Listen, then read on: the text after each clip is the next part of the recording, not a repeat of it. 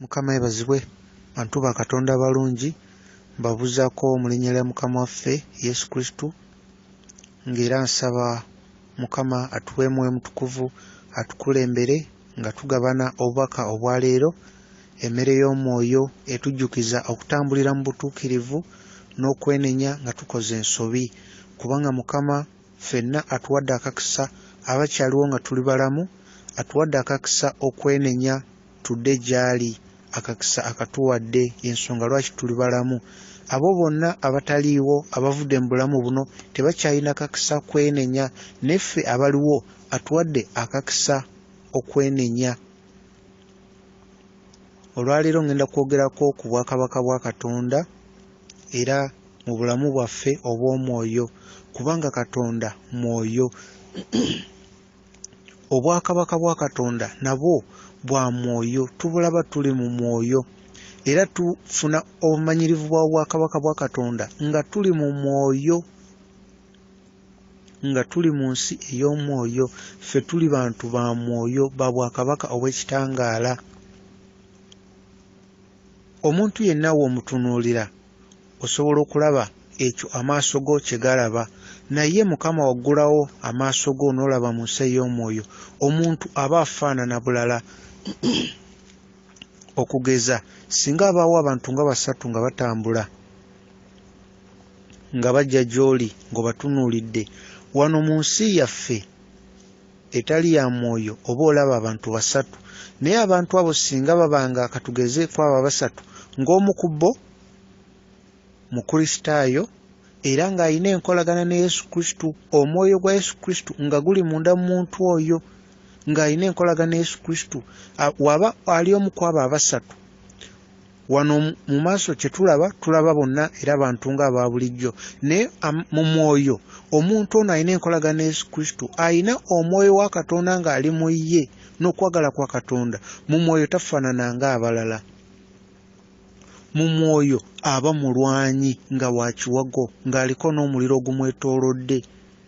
Kati ate oli bw'aba nga tali mu Kristo nga n'okwagala kwa Kristo n'omwoyo gwe teguli mu ye, ye abeera nga taliiko muliro, ate ye abeera alina dimoni ezimugoberera nga 10 n'okusoba, naye alimu okwagala kwa Kristo, alimu omwoyo wa Kristo. Oyo ye abaako omuliro ogumwetoolodde era abamu aba akutte n'ekiso ekyakaayakana omuliro. Oyo aba mulwanyi mu nsi ey'omwoyo. So nga amaaso gaffe gano aga bulijjo abantu bonna olaba bafaanagana, naye nga ye Sitaani alaba mu mwoyo. Kati ye ayawula omuntu aliko omuliro n'ataliiko muliro, kubanga oba tuli mu bwakabaka bwa kizikiza obeera mu bwa kitangaala. Oli bw'aba taliiko muliro na kitangaala kya Mukama ate abeerako dimoni nga zimugoberera nga nnyingi. Mu nsi ey'omwoyo kyeyawulira ddala, naye ng'ate wano tuba tetulaba mu mwoyo olaba ng'abantu bonna kye kimu. Kati awo Sitaani watutegera akakodyo tulowooze nti ffenna tufaanagana, ali eyampuliriza nedda ffenna si kye kimu. Bw'oba ng'olina Kristo ng'ali mu mutima gwo, okwagala kwa Katonda nga kuli mu mutima gwo, mu mwoyo oli wa njawulo, oliko ekitangaala kya Mukama Katonda, oliko omuliro gukwetoolodde. Ogwo omuliro gwe gwokya dimoni era Sitaani tayinza kukusemberera ng'olimu omwoyo gwa Kristo munda mu ggwe.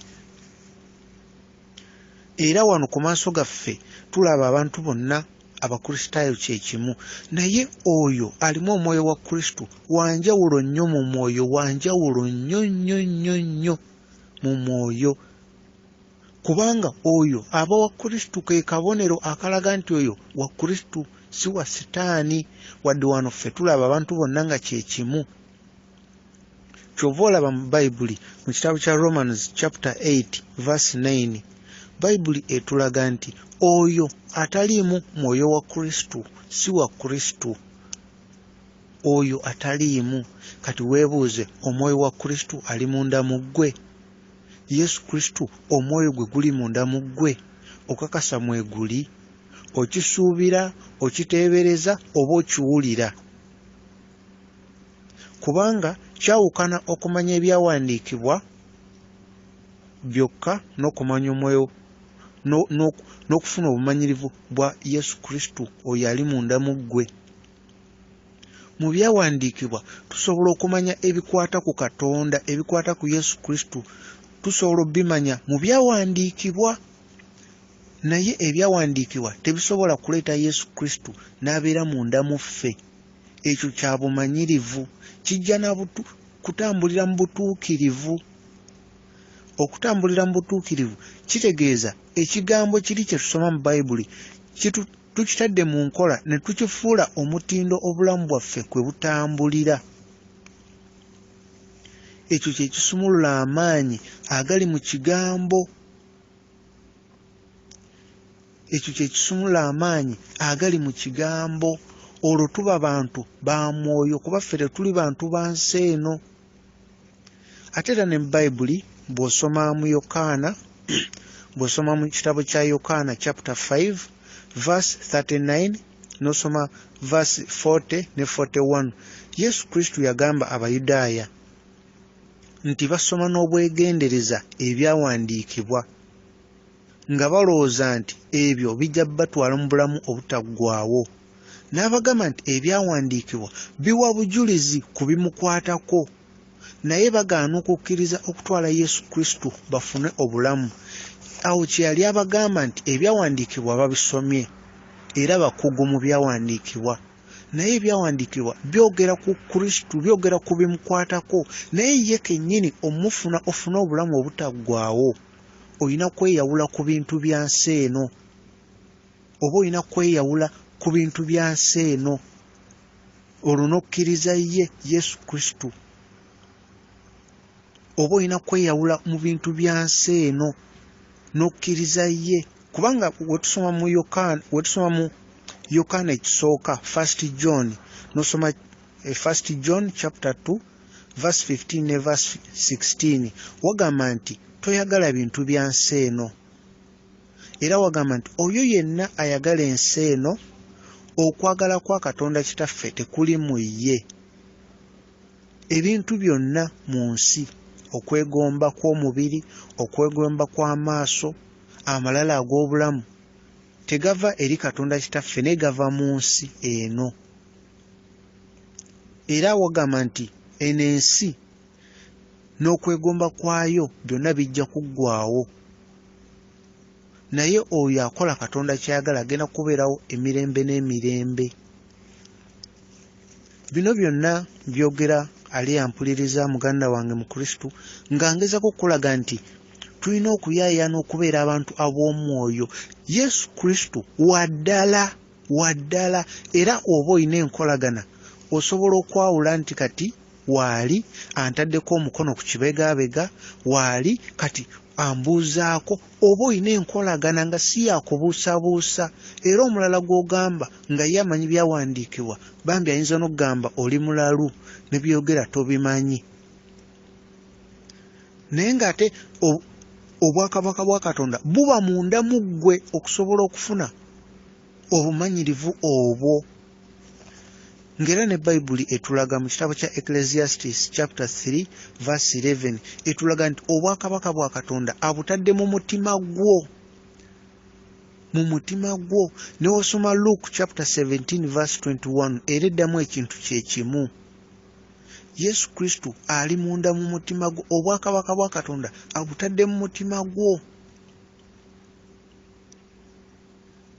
Wetusoma mu Yokaana chapter 14 verse 20 era Mukama waffe Yesu Kristo akituddiramu n'agamba ye kennyini nga bw'ali mu Katonda kitaffe, naawe oli mu Kristo ne Kristo ali munda mu ggwe. Era ng'ekyokubaawo kisabe busabe Mukama ajja kikuwa, kisabe ng'okijja mu mutima gwo ng'okitegeeza, Mukama ajja kikuwa. Kuba mu Matthew 7:7 Mukama atugamba oyo asaba ajja kuweebwa, w'omunoonya osobola omuzuula, era bw'okonkona oluggi lujja kuggulirwawo. Buli asaba, Matthew 7:8, buli asaba aweebwa, buli asaba. Yokaana 14:23 watulaga nti Katonda kitaffe ali mu ffe, Yesu Kristo ali mu ffe, ne Mwoyo Mutukuvu ali mu ffe. era nga kino kye kiseera tulina okwenenya tudde eri Mukama kuba obwakabaka bwa Katonda buli kumpi nnyo naffe. Nze mbadde namala ebbanga eriwerako nga nange ndi mulokole ng'era mutuufu nzikiriza mu Katonda nga nsaba nga nterendereza nga nsinza nga ngezaako nnyo okukola buli kimu naye mu butuufu nali simanyi nti waliwo ne kye bayita okufuna obumanyirivu Yesu Kristo. Nange era nali musoma mu Bayibuli naye ate kati kyempulira si kye nali, era nali sikisuubira nti waliwo n'ekintu bwe kiti. Kyova olaba nkikkaatiriza nnyo gw'aleeyawuliriza nkubuulira nti bw'obanga tokirina kuba tewaliyo redde abalina enkolagana ne Yesu Kristo nga yaddala nga si yakwogera ng'olina obumanyirivu ng'ayogera naawe ne woba mu mmotoka ne woba mu takisi bw'enkolagana yammwe eba weeri olaba obubonero obw'enjawulo n'omanya kati ali mu kwogera naawe kati akulaga kino kati akulaga kiri n'omanya nti yakulembera. Nga Bayibuli wegamba nti endiga ze ziwulira eddoboozi lye era zimumanyi azimanyi. Bayibuli nga bwekyogera era ddala bwe kiri, endiga ze ziwulira eddoboozi lye. Ekyo kiri mu Yokaana 10:3. Endiga ze zimanyi eddoboozi lye era kwegamba naawe oba n'enkolagana Yesu Kristo ojja kuba omumanyi nga si byakubuusabuusa nga ddala omumanyi.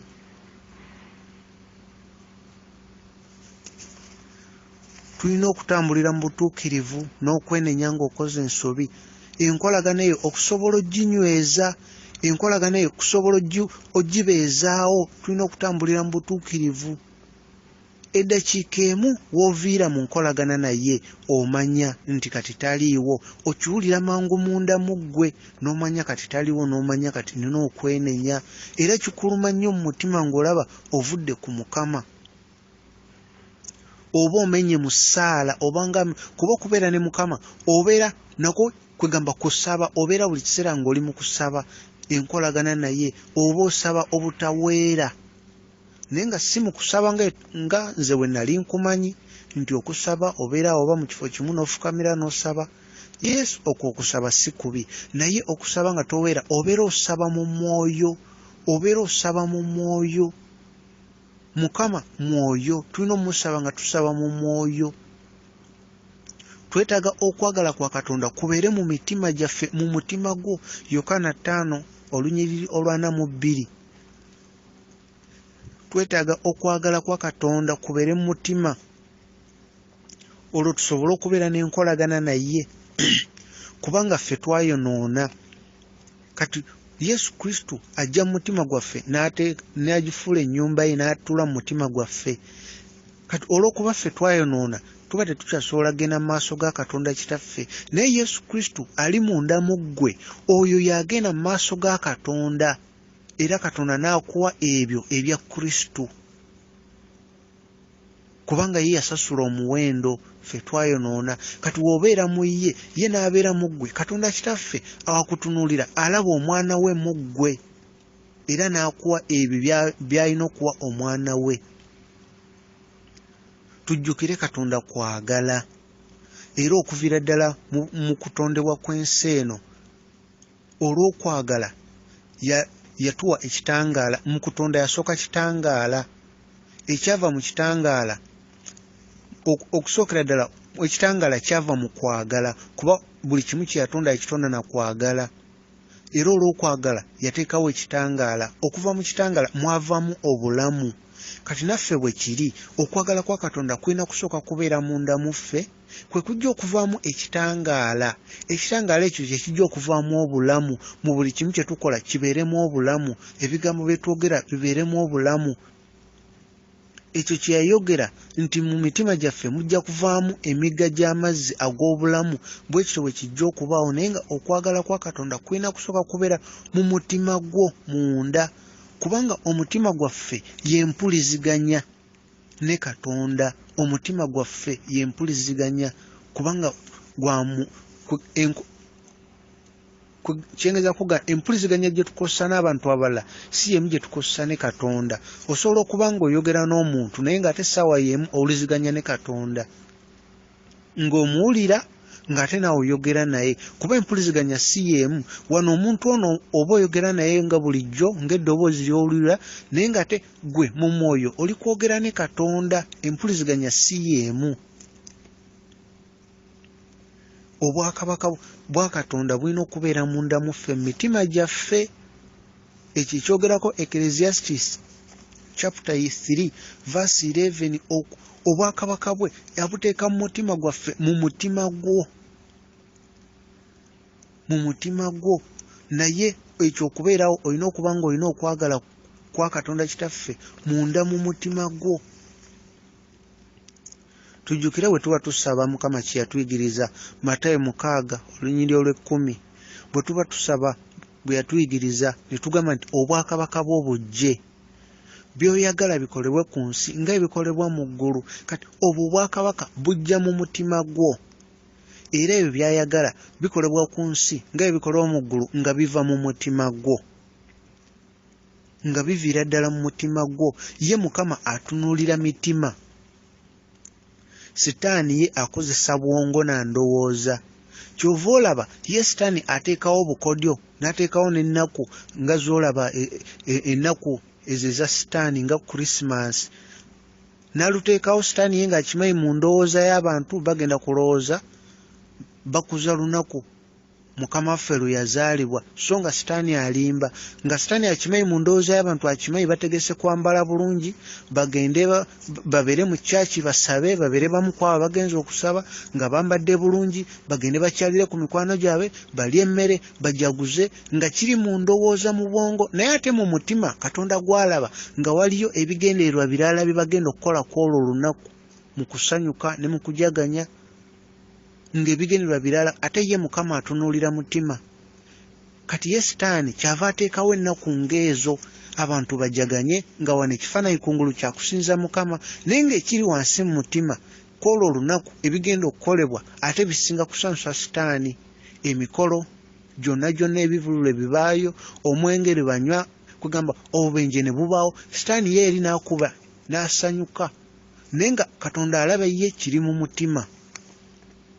Kati Yesu Kristo tulina mmuteeka mu mutima gwaffe. Tujjukire Holy Spirit, Mwoyo Mutukuvu ayagala kubeera mu soolo yaffe, mu soolo, kuba soolo yaffe yatondebwa mu kifaananyi kye. Katonda kitaffe ayagala kubeera mu spirit, kuba ffe tuli mu spirit. Mu nsi ey'omwoyo ekifaananyi omulabe kyalaba ng'wenna oyaka omuliro eyebeera spirit. Ekyo ekifaananyi kya Katonda kitaffe. Era gemaanyi kwe kwagalira kikitangaala. Wano mubiri tulina kubeera mubiri gwa Kristo. Obwakabaka bwe oluba buli ku nsi muffe. Ekyo kyayagala kisobola okukolebwa mu nsi nga kikolebwa mu ggulu, nga tujjudde, nga tukuze wamu naye, nga ye waali omu Katonda waffe, Mukama waffe nga waali omu ne kitaffe, naffe tubeere omu naye. Naffe tubeere omu naye. Tujjukire Bayibuli kyeryogerako mu bikolwa by'abatume chapter 17 verse 24 ne 25. Watugamba nti ye Katonda eyatonda eggulu na buli, eyatonda ensi na buli kimu ekirimu. Ye Katonda w'eggulu n'ensi. Tabeera, Bayibuli ekose tempo, ekigambo tempo, naye nsobola kugamba tabeera mu oba nnyumba ezimbibwa abantu abuntu. Era emikono gyaffe, emikono gy'abantu tekisobola kuweereza byetaago bye. Ekyo kitulaga nti Katonda mwoyo, kyongera tulaga nti Katonda mwoyo. Bino bye tulaba n'amaaso tekitegeeza nti Katonda abeera munda mu kizimbe omwo mu kkanisa. Katonda mwoyo, omwoyo gubeera buli wamu. Sigamba nti ekkanisa mbi, kyaki mbi, naye kyengezako okulaga omulabe Sitaani alinyisizza omutindo. Ayagala otuteekamu endowooza nti woolaba church, ekkanisa, ekizimbe, olowooze Katonda ali omwo munda. Katonda mwoyo, ayagala kutuula mu mutima gwo, kuba manyi buli kyokola kiva mu mutima gwo. Katonda abeera mu mutima gwo. Kyova olaba tosobola kweka kibi mu mutima gwo n'olowooza okikwese Katonda n'ofukamira n'osaba naye nga mutima gw'omanyi olina by'osirikidde by'oganye okuvaako naye ng'obikwese mu mutima gwo oba weerimba wekka mu mutima gwo Mukama mwatuula ng'oyagala omanye Mukama obe n'enkolagana ne Yesu Kristo oba olina okujja buli kimu ky'omanyi ekibi mu mutima gwo Mukama mazima agatadde mutima gwo buli kibi osobola okitegeera olina okyeyawulirako ddala n'okivaako kubanga Bayibuli etulaga tewali nkolagana eri wakati wa kizikiza na kitangaala tewali nkolagana ekitangaala we kijja ekizikiza kivaawo ekitangaala oluvaawo ekizikiza nga kijja tebiina nkolagana kati wobanga olina ekibi kyonna ky'osirikidde mu mutima gwo naye nga naawe oyagala kubeera muntu wa mwoyo weerimba mukwano tekisoboka oba olina okweyawula ku buli kimu tutambulire mu butuukirivu tutambulire mu kwenenya obwakabaka bwa Katonda bukuli kumpi nnyo igwe atafunanko obumanyirivu obwo bukuli kumpi nnyo ebiseera tebigenda kweyongera kubeera birungi embeera egenda kweyongera kubeera mbi naye gwe alina Yesu Kristo mu mutima gwo eyo embeera embi tegenda kutuukako tegenda nakukosa n'onaabeera mu makkati gaawo kwegamba awantu ng'embeera mbi ludda na ludda gwe ogenda kubanga buli kyokola kigenda bulungi eyo embeera tegenda kutuukako kubanga obutego bwonna omulabe Sitaani bw'aleeta abuleetera mu mubiri bukosa omubiri naye ate bw'obeera mu mwoyo tebusobola kukosa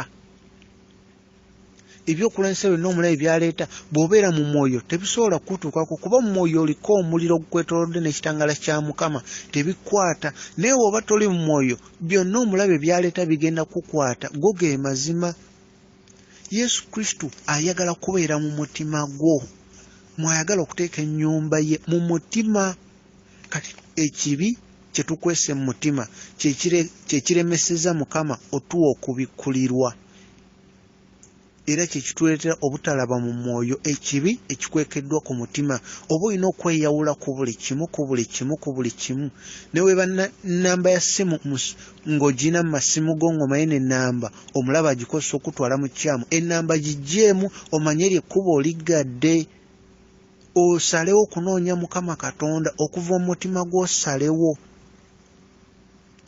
Yesu Kristo ayagala okuba n'enkolagana na buli omu nga kinoomu obe n'enkolagana kuba ye kitaffe tulina okujja gy'ali ng'abaana abato abakyayiga era abeetegefu okuyiga naye Katonda waffe mutuukirivu ayagala tutambulire mu butuukirivu ayagala tukole buli kimu kye tusobola okuva ku kibi ayagala tumusabe atuwe obusobozi okuva ku kibi ayagala tumusabe ayoleke amaanyi ge mu bunafu bwaffe kuba ffe tetusobola naye ye yatuwa obusobozi tutambulire mu butuukirivu awatali butuukirivu tewali agenda kulaba Mukama Katonda obwakabaka bwa Katonda buli abutadde mu mutima gwo bw'otambulira mu butuukirivu obanga ataddeko switch obwakabaka bwa Katonda obwo ne butandika okweyoleka buli mu mutima gwo naye wotambulira mu butuukirivu buli kimu kitandika okweyoleka ojja kumanya ebiri buli wamu mu ggulu wonna neewalla obwakabaka bwa Katonda buli mu mutima gwo Mukama mwabutadde Yesu Kristo ayagala kutuula mu mutima gwo oba olina okuggyawo buli kimu ekyekizikiza ekiri mu mutima gwo Yesu Kristo n'alyoka ajja n'atuulawo mu mutima gwo Mukama abakuume tutambulire mu butuukirivu n'okwenenya